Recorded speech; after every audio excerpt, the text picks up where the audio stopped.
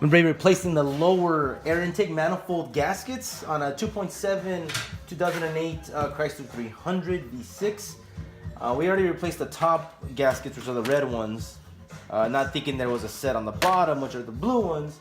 Coming to find out that, yeah, there's a set on the bottom. So we were able to track down the air leak using a very primitive method. Simply grab a little tube like this, put your ear like so, and start tracking it. Alrighty, you guys, so let's get started. There's a set of 1, 2, 3, 4, 5, 6, 7 screws up here on top. We're gonna have to loosen the air intake hose here. We're gonna take apart all of the adapters, put all of the hoses that are here. There's gonna be a transmission line check right here. Going to push that forward. There's also, I believe it's the EGR hookup right there on the back, coming from the exhaust. Just disconnect everything, take all the bolts off. Of course, they're in sequence. You don't have to worry about removing them in sequence, but you gotta put them back in sequence. And also, there's two sets of bolts on the side right here, retaining the entire air intake manifold. In order to take out these sensor clips right here, there's a red slider. Just go ahead and pull that on back. Just go wiggle it loose. So, once you get that pulled back, it's actually relatively easy to slide the whole thing off. Just don't force anything. You never want to force anything.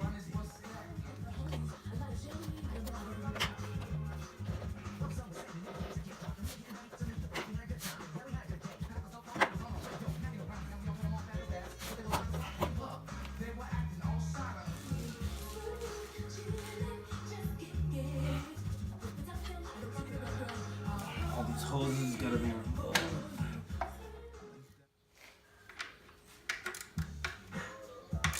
It's a 10mm socket.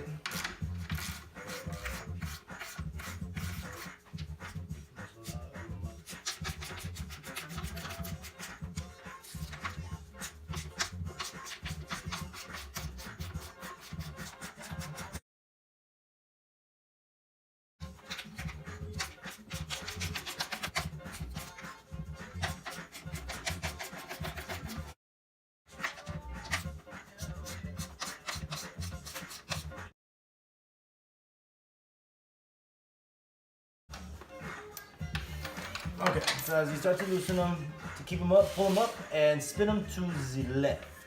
Okay, up and to the left, up and to the left, left, left, left, left, left. All right, so backwards, but those are out. 10mm here on top. Loosen them. And these bolts or these screws have to come all the way off. Don't lose them. Keep them close. So I didn't remove that bolt completely. It's a 1/2 inch bolt, but I didn't remove it completely because one, I don't want to have to risk losing it. Two, I don't want to have to risk losing it, so just leave it on there. Okay, this one's a tight one, but still the same thing. It's a 1/2 inch. You will more than likely cut your hand, especially if you're inexperienced. I cut my hand. Hence,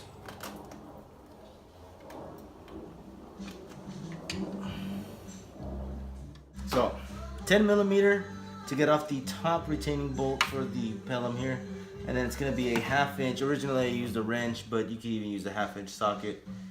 And we're on our way, you guys. We are on our way. If you guys are watching this, thank you guys so very much for tuning in. Once again, this is MacGyver. I'm just working on my 2008 Chrysler 300 2.7 liter V6. It's had a check engine light for a while now. We replaced all of the sensors, and we still come to find that there's a check engine light that comes on. Misfire cylinder number 1.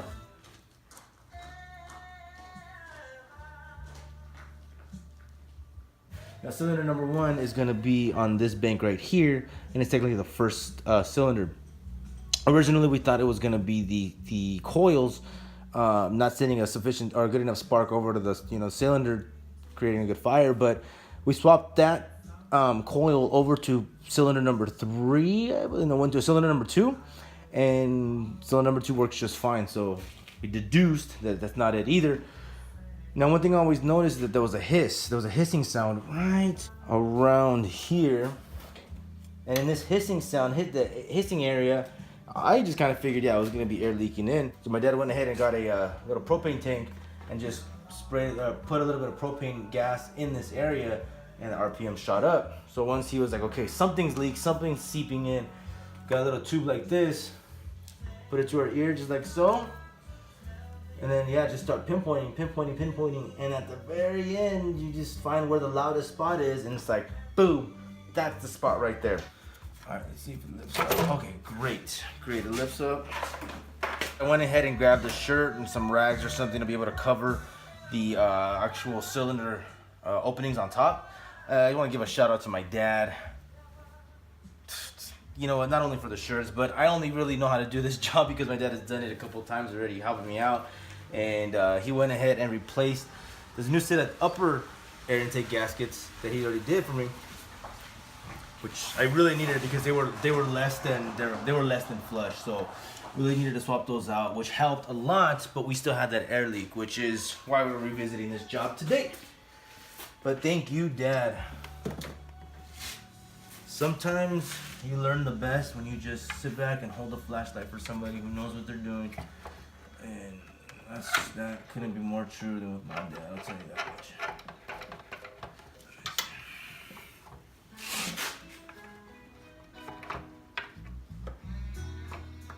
Alright, so we're balling them up. Eliminate the pressure of the fuel. Take out the fuse in the back.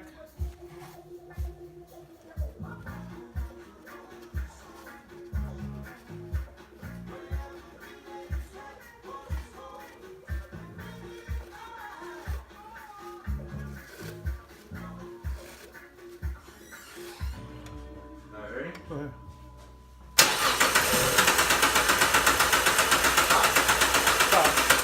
That's good. Now we put these back in.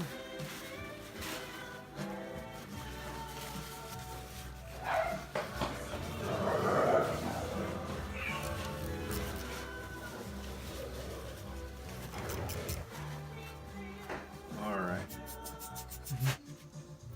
Okay, cool. Okay. There you go, like that, and you flip them back. Come on, yeah. Cut them in half, make them small, yeah. There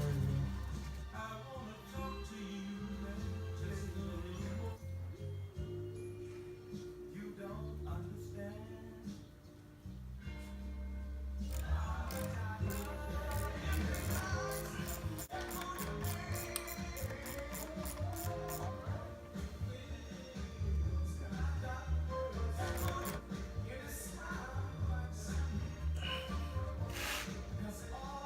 Now I see.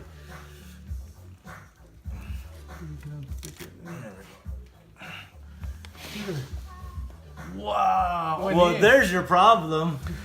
So, this is the lower air intake manifold that has a bottom set of gaskets here. They're flat. Yeah, they're supposed to be lifted. Look at that. They're completely flush. So, that means the motor itself is more than likely sucking in more air than it needs to. Oh, all over. The whole time, too. I'm sure it's not just that one cylinder. It's probably why I was changing so often. Now I'm excited. Now I'm real happy to get this all squared away.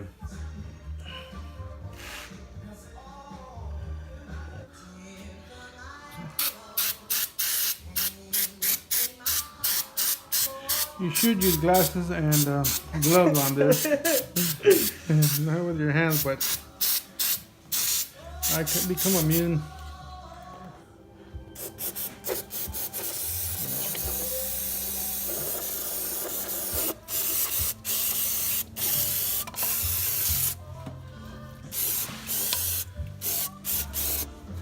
Cleaned it off with some Berryman B12 Chemtool, carburetor choke and throttle body cleaner.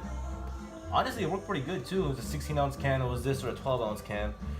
And for the price difference, just go with the 16 and it lasted me all the job. And once I get everything set, I'll be able to clean the tops of some of the rest of the motor too. Just why not? I'm already under here.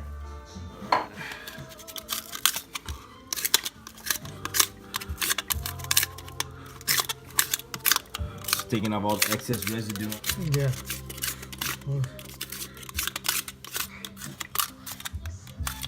Make it flat.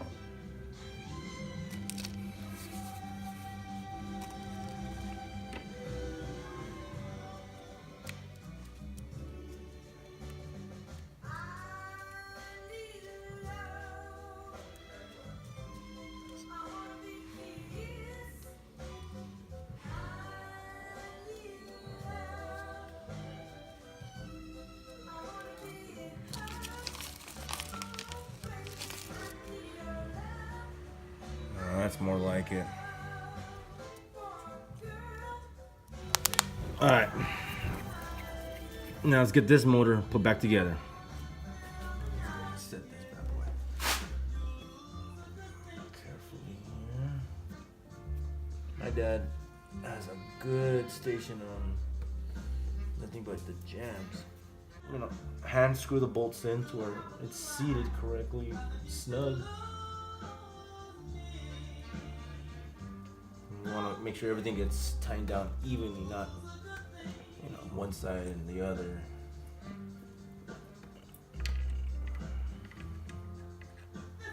Especially on something like this where you're binding plastic to metal,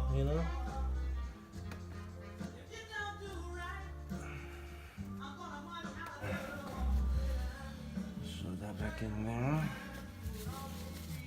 Shove that back in there. There you go.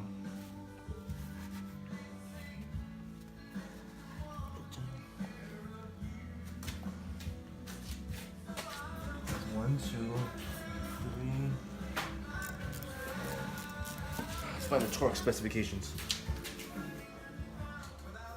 Alright. Well, like I mentioned, I had to get a torque wrench. Now the cool thing about a torque wrench is right here on the back, it says torque, right? Now right there, if you could read it, it says inch pounds. Now let me show you the way this works. Now I already figured out online how many inch pounds, the bolts for the lower intake and the upper intake need to be torqued down to. Now, the way this works is there's a series of numbers. See, there's 110 over here on the left, and over here there is 125. Now, you see this middle gauge? That's the middle guideline, right? Now, right here on 0, I'm supposed to be at 100. Now, you're gonna ask, how do I know that?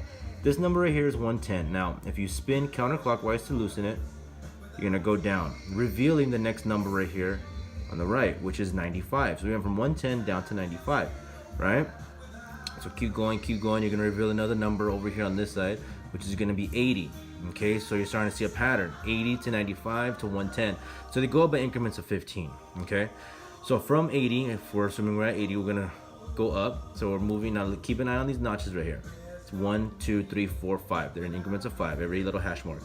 So from 80, we're gonna move up to 90, and then gonna go 91, 92, 93, 94, 95. See that? Now we're right here on that perfect mark.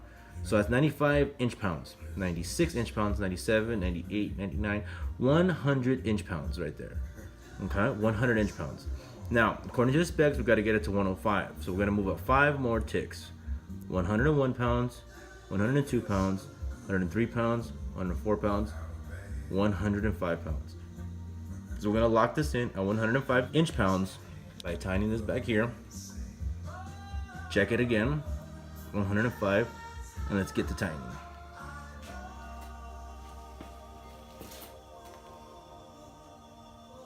We already pulled out our paper towel protector.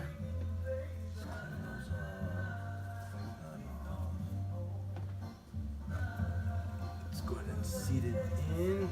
It should seat nice and comfortably beautiful. Everything's lining up. And let's go ahead and get the other 2 screws. Make sure that O-ring is nice and clean. I don't want to have to do this again.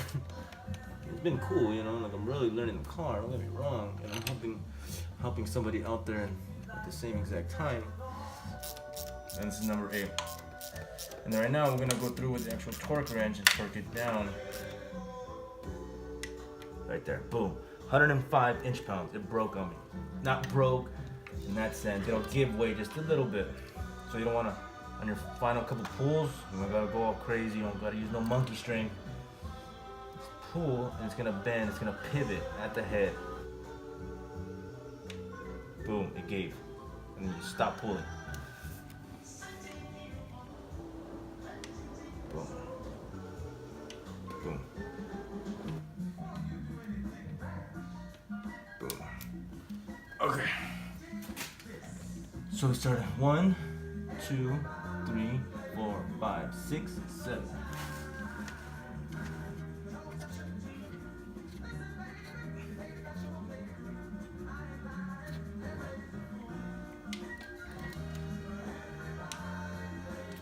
Okay, that's 8. gonna go back and just double check. All right.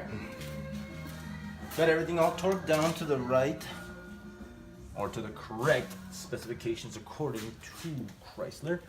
Gonna reconnect the fuel pump lines, fuel lines, to the fuel rail.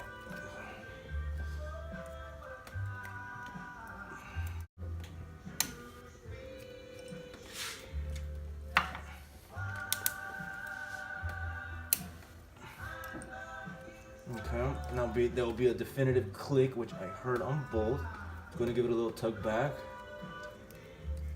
and squeeze both of the clips to make sure you feel them securely go in, which I did. All right, good, great. 1, 2, 3, 4, 5, 6. I count out loud because it allows me to double check. It's looking good. Now we're gonna go ahead and put on the Plenum. I'm gonna have to torque that down to the same exact specifications also. Okay.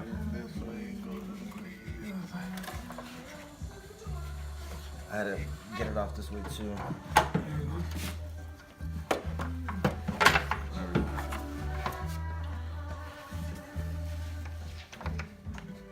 It's gonna be that EGR too. You have to make sure that's in first cut. It's like real solid.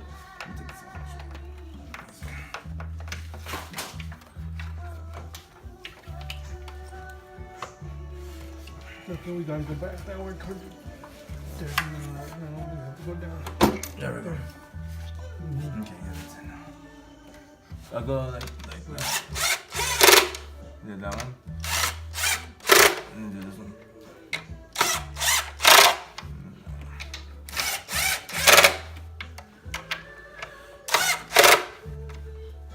Okay, then.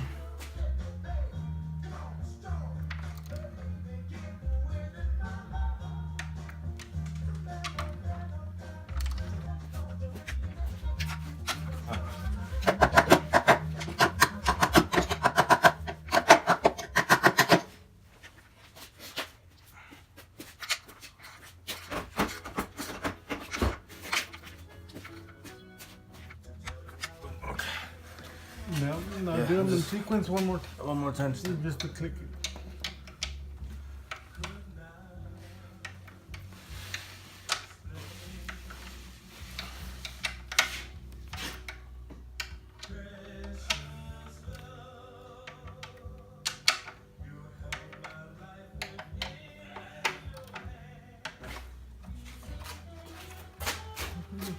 Don't have a clicker in. I think it slides in on the bottom. Slide it out first. That's it.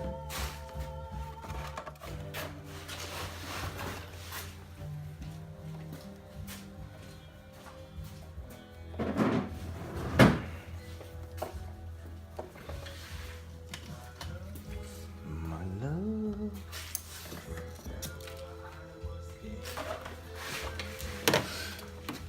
All right. Is that it? That's it. The real moment of truth.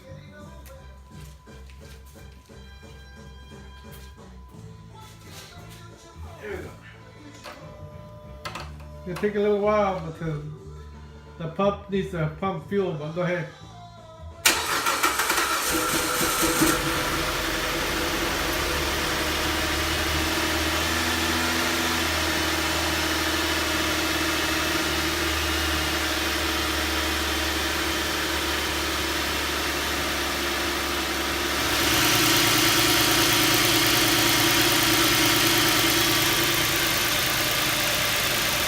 I don't hear that hitching anymore at all.